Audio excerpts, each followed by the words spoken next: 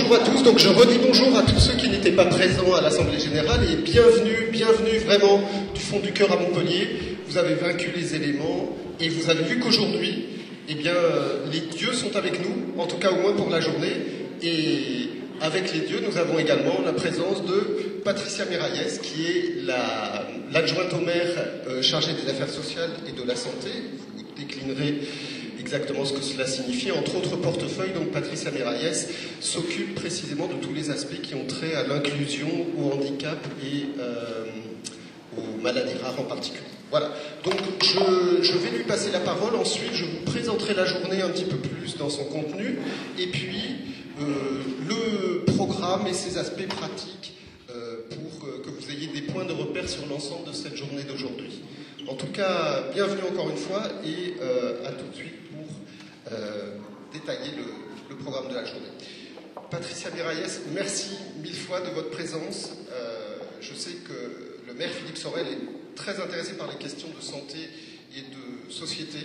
Et le caractère qu'on a donné à cette journée précisément porte sur ces aspects-là. La journée nationale à Montpellier, son objectif, c'est d'approfondir ces aspects-là. Donc on est vraiment ravis de vous avoir parmi nous et on vous souhaite la venue. Merci. Avant de démarrer mon discours et en aparté, je voudrais remercier M. Meyer, parce que quand je l'ai reçu dans mon bureau, il m'a parlé d'une petite fille qui s'appelle Maya, avec des yeux pleins d'amour. Et il m'a tracé ce syndrome de Prader-Willi comme quelque chose d'exceptionnel pour lui. Voilà. Donc ça, c'était en aparté, je tenais à le dire. Si vous permettez, je vais me lever parce que je vais me mettre sur le côté, je vais me lever. Venez.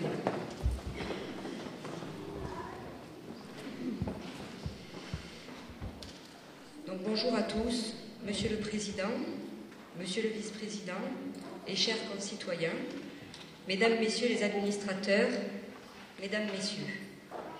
Je veux tout d'abord excuser notre maire et président de la communauté de Montpellier, M. Philippe Sorel, qui m'a demandé de le représenter et qui, en tant qu'ancien élève de la faculté de médecine et chirurgien dentiste, accorde un grand intérêt à la santé et à son avenir. Je veux rendre hommage à ces deux parents qui, un jour de mars 1996, ont eu le courage, chacun touché dans leur histoire familiale, par la présence d'un enfant et d'un adulte atteint du syndrome de Prader-Willi, de créer cette association Prader-Willi France.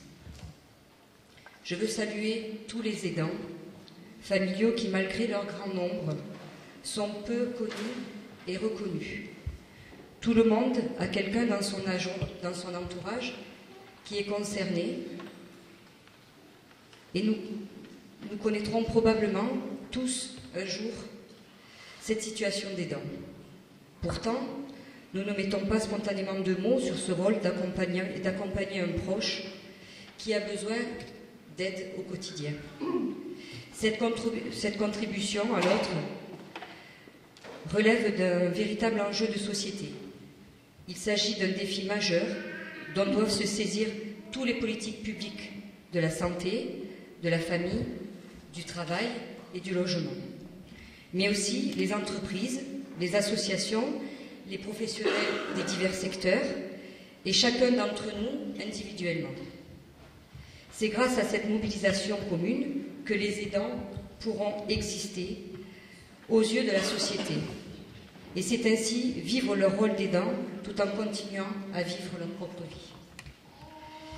Ce sont aujourd'hui près de 8,3 millions de personnes en France qui sont aidants. 47% d'entre elles travaillent et 74% sont des femmes. Ils sont bien trop souvent ignorés. Je veux souligner votre courage, cette grande valeur qui correspond tant à l'effort de vivre, de continuer de vivre. Il existe un chemin qui n'est pas celui du renoncement, et vous l'illustrez aujourd'hui parfaitement, merveilleusement, pour votre combat au sein de Prader-Willi France. Le lieu qui vous accueille aujourd'hui témoigne à sa façon d'une volonté ici, celle de développer la médecine. parce qu'il n'y a pas d'autre chemin pour vaincre la maladie, même si elle est rare. C'est bel et bien la création de la faculté de médecine qui va changer le destin de Montpellier et lui donner un rayonnement international sans précédent. L'enseignement médical à Montpellier est né de la pratique en dehors de tout cadre institutionnel au début du XIIe siècle. Ancêtre des médecins, un certain André fait son apparition à Montpellier en 1122. Ce n'est qu'à partir de 1170 qu'un premier noyau de médecins, praticiens enseignants, forme l'embryon de la future université médicale. En 1181, un édit de Guillaume VIII, seigneur de Montpellier, proclame la liberté d'enseignement de la médecine à Montpellier. Dès 1220, l'enseignement de la médecine à Montpellier sort de sa préhistoire et le cardinal légat Conrad Ulrach concède à l'Universitat Medicorum ses premiers statuts. Un cadre institutionnel s'est développé autour de l'enseignement médical en moins d'un siècle. Le 26 octobre 1289, le pape Nicolas IV adresse depuis Rome la constitution apostolique Quia Sapientia à tous les docteurs et étudiants de la ville de Montpellier. Ce texte comporte un préambule dans lequel la sagesse est entendue dans son sens médiéval, proche de celui des philosophes, un savoir ordonné à des fins spirituelles, au service du beau et du vrai. Étape nécessaire sur le chemin des perfections humaines. Elle constitue sur le plan personnel et pour l'intérêt général une fin vers laquelle une multitude doit tendre, illuminant le cœur des hommes et le façonnant à la vertu.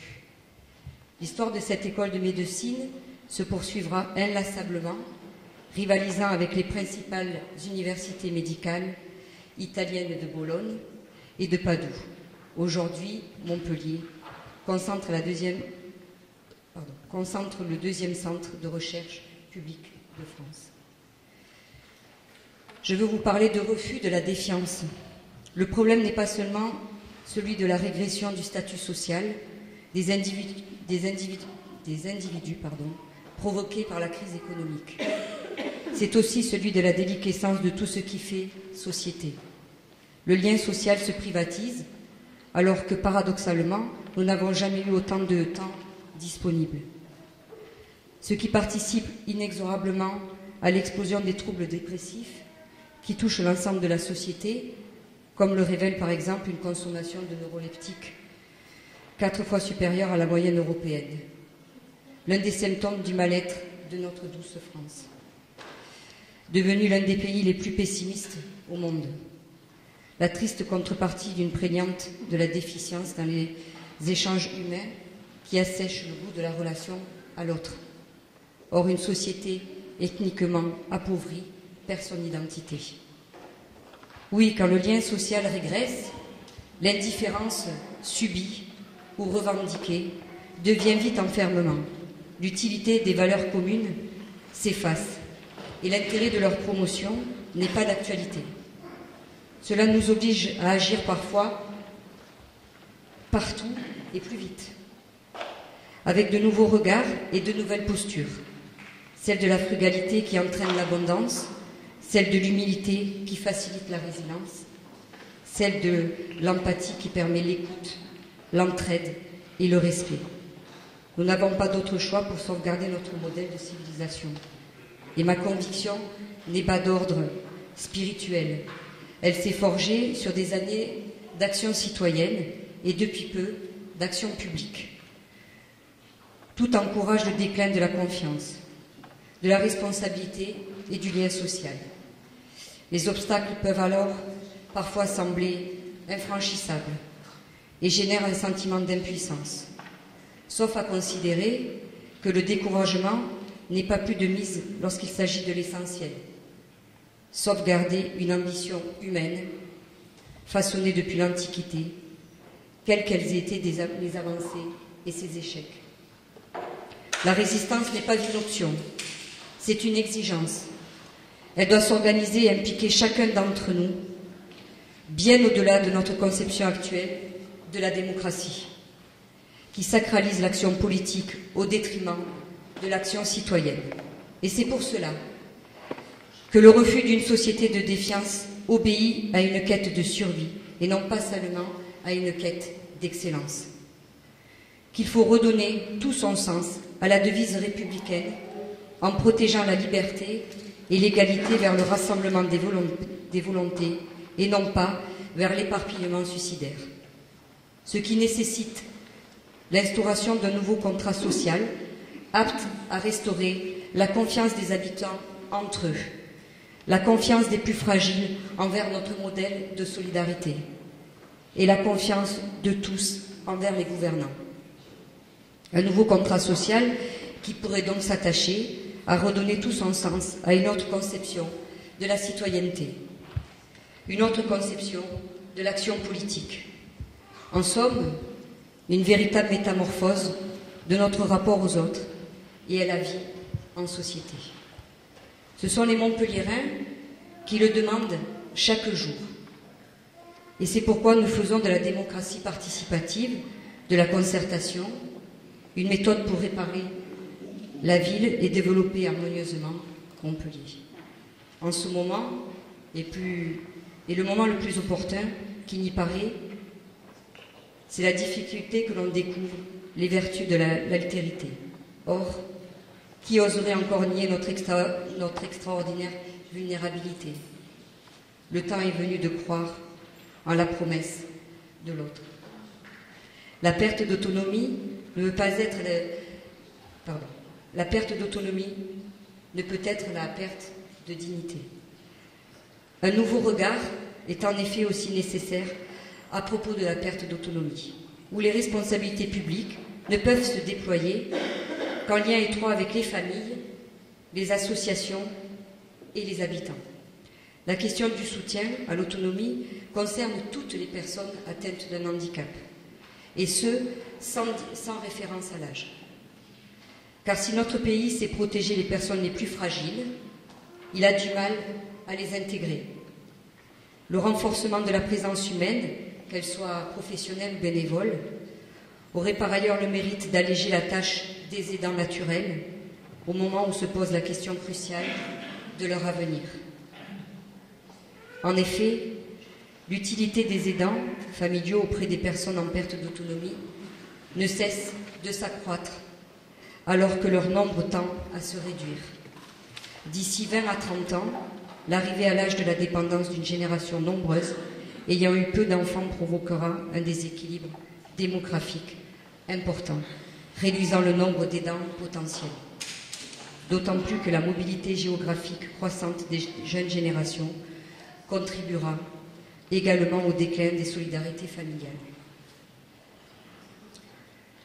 Pour soutenir le maintien à domicile, on ne pourra donc plus éviter de construire une coopération indispensable entre les personnes concernées, leurs familles, les professionnels, mais aussi les bénévoles et leurs voisins. Autrement dit, une complémentarité de services entre la solidarité familiale, la solidarité publique et la solidarité de proximité. Contrairement à ce qui se passe dans d'autres pays, ceci n'est toujours pas perçu comme une priorité en France. Donc, osera-t-on s'investir durablement dans l'organisation de réseaux d'entraide bâtis sur une compréhension mutuelle de l'intérêt présent et futur d'une interdépendance organisée? Dans ces conditions, l'intérêt pour de nouvelles formes d'hébergement aptes à offrir aux personnes fragilisées l'assurance d'être épaulées tout en gardant leur libre arbitre s'accroît. Et de plus, en plus de collectivités, souhaitent s'engager dans cette voie. L'appréciation de la qualité de l'offre devrait notamment se faire sur des critères de proximité avec les commerçants, avec les transports publics, pour faciliter les visites des familles et les sorties. Une coopération est nécessaire entre collectivités locales, assumant chacune une part de responsabilité dans le social. Pour réussir cette coopération, on ne pourra éviter de redéfinir le champ social de façon extensive. en ne se référant plus seulement à des publics précarisés, mais à tous les habitants. Le social retrouvant ainsi sa vocation première, faire société. La réapparition du mot fraternité nous montre que nous sommes sur la bonne voie. À ce stade, je veux saluer votre engagement, celui des 1250 adhérents et des 700 familles qui donnent tous ces lettres de noblesse à la raison d'être de Prader-Willi France. Face aux familles démunies, à leur isolement, au manque d'informations, vous trouvez un accompagnement tout au long de la vie pour rompre l'isolement des familles, pour diffuser l'information sur le syndrome, pour contribuer à pour contribuer à améliorer la qualité de vie des personnes atteintes, pour favoriser leur intégration, leur sociabilisation, pour encourager la recherche. Au nom de tous les Montpelliérains et de toutes les Montpelliéraines, je vous souhaite la bienvenue à Montpellier. Je vous souhaite un plein succès à vos travaux et je vous remercie du fond du cœur de votre engagement, de votre abnégation et du courage qui démontre l'intelligence de vos cœurs. Merci.